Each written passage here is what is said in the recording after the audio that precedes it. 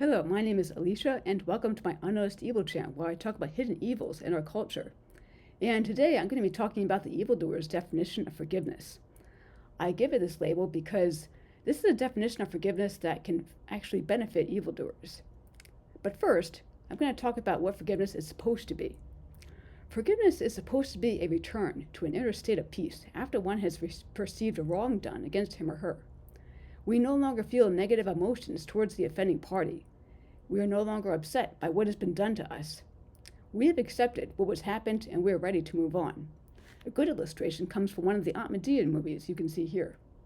You know, when you don't forgive somebody, you give them power over your life. The longer you hold yourself back from being free. Well, I can't forgive my dad for what he did to me. He's the reason I'm in here. Well, Cookie, you know what? Don't forgive him. Because he's living his life. You in here.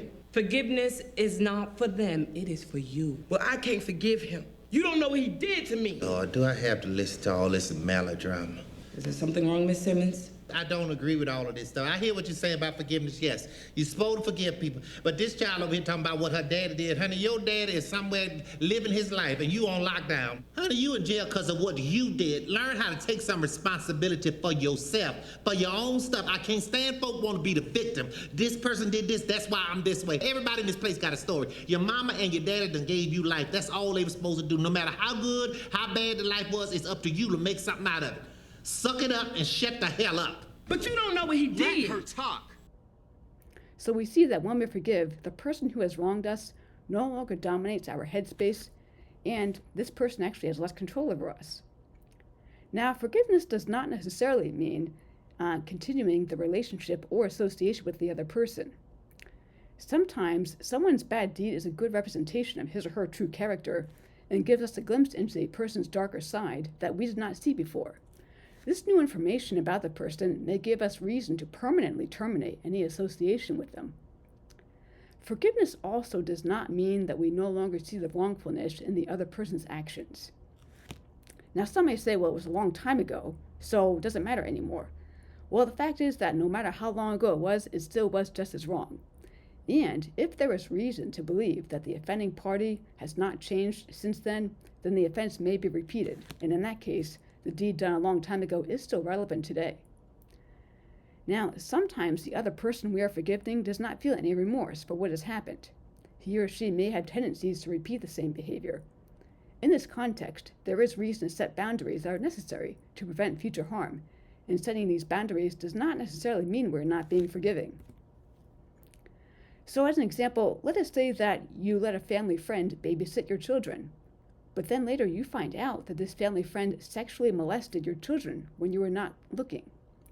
This heinous act would give you reason to get upset, but it is forgivable, as in you can return to a state of inner peace and acceptance after it has happened. Now, what forgiveness does not mean is forgetting what happened. Forgiveness does not mean that you let the same family friend babysit your children again, and it may not even mean that you would associate with this person. So even if you forgive this person, you still would certainly press charges. But now let's move on to the evildoer's definition of forgiveness.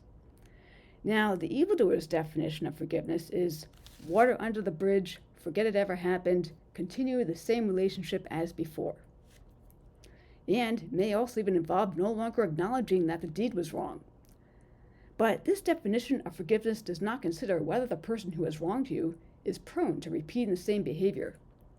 And indeed, this definition of forgiveness is more like forgetting, or maybe even tolerance. Forgiveness, in its true form, is supposed to benefit the one doing the forgiving. But this definition of forgiveness is a perverted definition of forgiveness that instead benefits the one being forgiven. So generally, evildoers want us to tolerate their destructive behaviors. When we refuse to tolerate these destructive behaviors, we may be called unforgiving. In reality, we may have returned to a state of inner peace and acceptance for what happened. We're just not tolerating it. Now, the definition of forgiveness can vary in different contexts. In a legal context, for example, forgiveness can refer to exemption from punishment for an offense. In other contexts, forgiveness may refer to a return to a relationship with another person. And in a biblical context, forgiveness can mean exemption from the penalty for sins and being pure in God's sight. These variations in the definition of forgiveness can create confusion about what forgiveness is. But we still need to understand that when we forgive someone, it does not necessarily mean a return to an association with the other person. Now, in terms of forgiveness in television, television often portrays forgiveness that is more based on the evildoer's definition of forgiveness. It shows characters making up, forgetting what happened, and continuing with the relationship with the perpetrator just as before. Think about it. In the show Friends, viewers will stop watching if certain characters aren't friends anymore. No matter how bad the actions of a friend is, the TV show will hit the reset button and the friendship will be the same as before.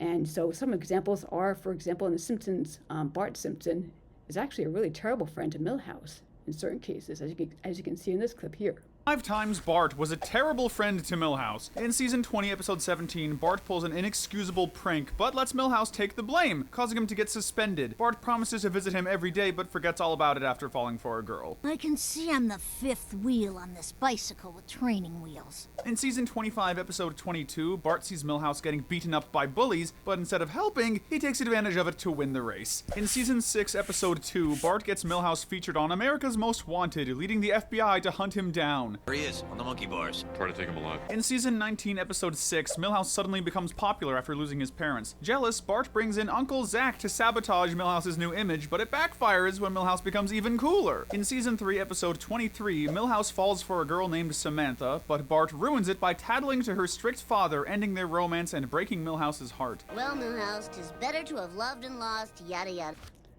Also, in her article, 20 Things Wrong with Friends, Sarah Sanderson asked the question, how many times were the so-called friends in the Friends sitcom the opposite of a friend? Indeed, Rachel sabotages the love lives of her friends so that she can benefit her own. Ross treats women badly, which would give women a reason not to be his friend or his girlfriend. And many say when the laugh track is removed, Ross sounds like a psychopath. Meanwhile, Chandler uses and mistreats Janice despite how nice Janice is. But you see here, there is a logistical reason to make friends make up so quickly and forgive each other so much on television.